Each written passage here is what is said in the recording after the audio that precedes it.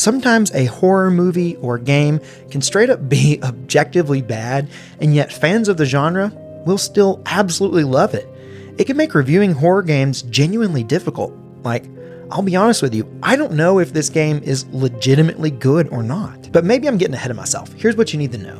The very first 3D survival horror game, Alone in the Dark, has been rebooted again. They were obviously inspired by the success of the Resident Evil remakes, but that brings up the question, does this game hit that same level of quality? Well, from the point of view of a super forgiving horror game fan, I'd say maybe no, but they got close enough for me. Still, I can see that it has flaws.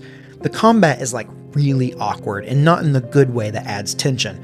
Plus, there's zero enemy variety. So that sucks, but the things that maybe matter more, things like the atmosphere, the puzzles, and the general horror vibes, those are absolutely fantastic in my opinion. I mean, you spend the majority of Alone in the Dark exploring an extravagantly detailed haunted mansion.